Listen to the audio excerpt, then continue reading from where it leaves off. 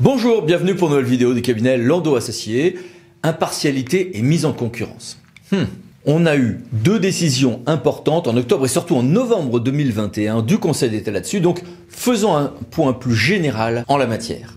À la base, l'étape de la loi, la grande base de la jurisprudence, c'est que le principe d'impartialité s'impose à toutes les administrations publiques, y compris donc au pouvoir adjudicateur, et méconnaître ce principe, c'est en soi, dans son principe, un manquement aux obligations de publicité et de mise en concurrence, en termes ensuite de l'égalité des passations de contrats ou des contrats eux-mêmes, Conseil d'État 2015. Et d'ailleurs, le juge ne s'est pas privé, notamment via le référé secret des affaires, ou via des référés précontractuels, de foudroyer ceux des AMO qui, franchement, au stade des analyses des offres ou juste avant, sont dans des situations qui font à tout le moins douter fortement de leur impartialité. D'où l'importance d'ailleurs de bien choisir ces AMO, nous y reviendrons. Ceci dit, il arrive que le Conseil d'État ou le juge administratif soit plus souple. Par exemple, en 2018, le Conseil d'État a accepté de ne pas censurer un contrat. Alors, que s'était-il passé ? Un chef de projet de sein AMO avait, avant la remise des offres, rejoint un soumissionnaire devenu ensuite attributaire. Sauf que ça aurait été injuste de censurer le contrat puisqu'en l'espèce, l'acheteur public avait fait ce qu'il avait pu pour rétablir l'égalité de traitement entre candidats. L'exfiltration de l'AMO vers l'entreprise ne suffisait pas à elle seule à être certaine qu'il y avait une atteinte à l'impartialité du côté de l'acheteur public. À voir évidemment au cas par cas, d'où l'intérêt d'autres décisions, citons par exemple Théâtre de Paris, Théâtre de Nîmes. Même souplesse d'ailleurs en décembre 2019, quand la Haute Assemblée a admis qu'on puisse donner un contrat à sa propre SEM après mise en concurrence. Ceci dit, nous savons tous que, sauf procédure de CEMOP, il est très difficile de sécuriser en droit un contrat passé à sa propre SEM. Ce n'est pas impossible, c'est difficile à sécuriser. Ceci dit, il y a d'autres cas où ce principe d'impartialité a pu être violé.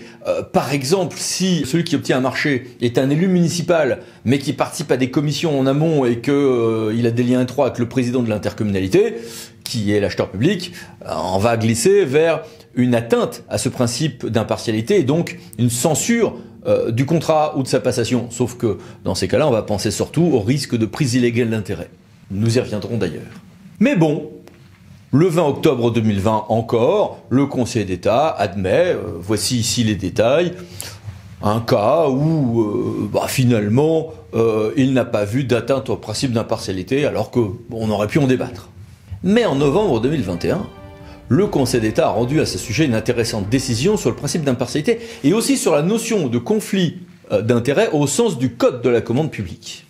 Le Conseil d'État pose en effet que le conflit d'intérêt est très largement entendu au sens du Code de la commande publique, entraîne l'annulation du contrat, même si personne n'a été favorisé. On notera d'ailleurs sur ce point que la définition retenue pour l'opposition d'intérêt, au sens du Code de la commande publique, donc, rejoint l'interprétation large au pénal de la prise illégale d'intérêt. Et d'ailleurs, une nouvelle définition de la prise illégale d'intérêt qui est en train d'être votée par le Parlement n'y changera rien, j'y reviendrai. Alors, dans cette affaire, le Conseil d'État commence par poser que si une situation de conflit d'intérêt est constaté au cours de la procédure d'attribution du marché, alors cela est en soi un manquement aux obligations de publicité et de mise en concurrence, susceptible, là on n'est pas sur une automaticité, susceptible d'entacher la validité du contrat et de former un vice d'une particulière gravité justifiant l'annulation du contrat, donc également quand celui-ci est passé. Pas juste, par exemple, en contentieux de la passation. Et ce sans, et c'est très important, qu'il soit besoin de relever une intention de favoriser un candidat. Pas besoin de prouver que quelqu'un y a gagné quelque chose. Alors, est-ce que c'est nouveau ? On serait a priori tenté de dire non, puisque c'est depuis 1957, à Recraco, que quand j'ai une situation de prise illégale d'intérêt au pénal, alors cela entraîne l'annulation des actes administratifs, y compris les contrats le cas échéant, conclus à cette occasion. La jurisprudence était contraire antérieurement. Sauf que c'est quand même un peu nouveau.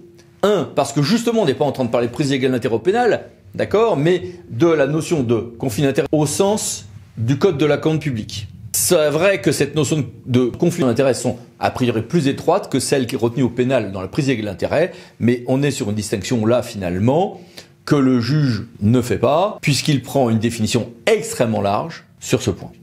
Deuxième chose, il nous dit que c'est en soi susceptible d'entacher de la validité du contrat, et ça c'est clairement nouveau, et surtout, par rapport à l'arrêt Krakow et sa très abondante descendance jurisprudentielle, ce qui est nouveau, c'est qu'on ne passe pas par la qualification d'infraction, pas besoin de dire que l'infraction est constituée, ce qui est quand même important pour avoir ce raisonnement-là, contrairement à ce que l'on avait très souvent.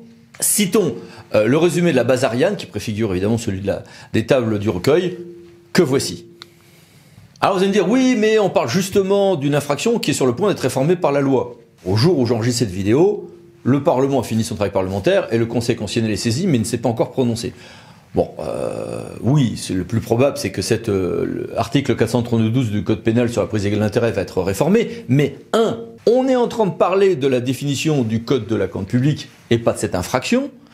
2, le Conseil d'État justement vient de décider de ne pas en passer par la case d'infraction pour opérer cette qualification. Et 3, la modification législative en cours, pour résumer une question complexe, ne changerait rien à des cas tels que ceux que nous sommes en train d'évoquer, me semble-t-il. Toutefois, c'est vrai qu'on est sur une actualité décidément importante en la matière. On comprend mieux cette décision du Conseil d'État si on regarde un peu ce qui s'est passé. En l'occurrence, le règlement de consultation de la charte publique désigne une personne comme le technicien en charge du dossier, de donner les informations, etc., etc. Or, cette personne avait été ingénieur en chef de projet au sein d'une des sociétés candidates, peu de temps avant.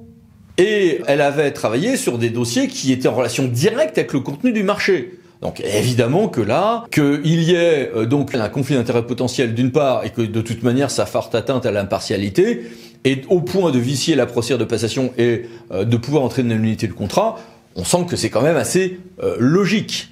Ce d'autant que le PV date d'ouverture des plis mentionne bien que c'est cette personne qui avait reçu les plis en vue de leur analyse. Bon, alors vous allez me dire, oui quand même c'est un peu gros. On voit ceci souvent, et d'ailleurs pas toujours pour des mauvaises raisons, c'est qu'il y a une technicité forte en matière de transport, en matière d'eau, en matière de restauration. Il y a des technicités fortes qui font que on prend les spécialistes là où ils existent. Et souvent les gens font une partie de leur carrière en AMO, en entreprise et en collectivité. Néanmoins, il importe donc de faire ce qu'on appelle les murailles de Chine, des séparations, de garder de la distance, sinon il y a une atteinte au principe d'impartialité. C'est également du bon sens. Donc le Conseil d'État juge assez logiquement qu'au regard au niveau et à la nature des responsabilités confiées à cette personne, donc on voit bien les indices pris en compte par le juge, puis de ce qu'elle va faire dans la collectivité, et du fait que c'est un passage très récent de l'un à l'autre, eh bien il y avait évidemment atteinte à l'impartialité de la procédure suivie par la collectivité adjudicatrice. Et donc on voit aussi que la notion de conflit d'intérêt au sens du Code de la commande publique existe à l'état de simple potentialité. On n'a pas de personne objectivement favorisée. Le juge dit qu'il n'a pas besoin d'aller chercher si tel était le cas. Et on n'a pas non plus de preuve de l'opposition d'intérêt.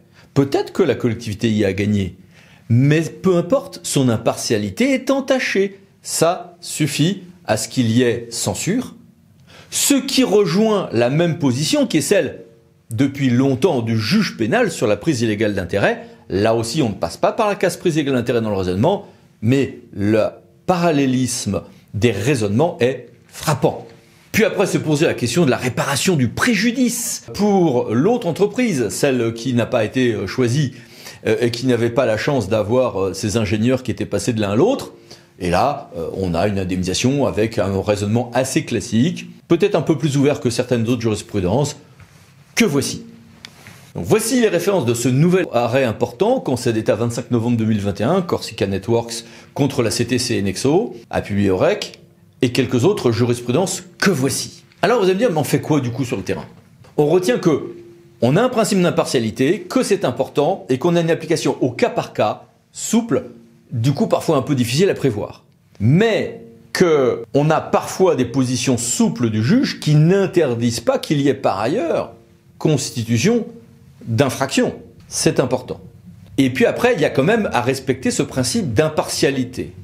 Souvent, on a des problèmes avec les AMO. Il est important d'exiger de ces AMO que d'être d'un seul côté de la barrière. Sauf que, en droit, il est parfois difficile de l'exiger. C'est même un euphémisme. Mais il importe en pratique de sécuriser la neutralité de ces AMO et en cas de difficulté, et confère les 2 tiers que j'ai cités tout à l'heure, tant pis, de rerouter, de ne pas transmettre ces informations et s'organiser autrement, par exemple pour l'analyse des offres, pour éviter de l'espionnage industriel. Et puis on a ce nouvel arrêt qui montre que du côté de la collectivité aussi, il y a obligation de respecter ce principe d'impartialité. Ça n'est pas nouveau. Mais ce qui est nouveau, c'est qu'on a une définition de l'appréhension dans le Code de la commande publique de ces questions, grand 1, et grand 2, si on va examiner des offres par quelqu'un qui vient des entreprises en question, et que le passage de l'un à l'autre est récent et avec un niveau de responsabilité tel qu'il y a potentiellement une atteinte à l'impartialité, et ça peut venir assez vite à mon avis, eh bien, alors, il faudra que cette personne ne travaille pas sur le dossier. Point.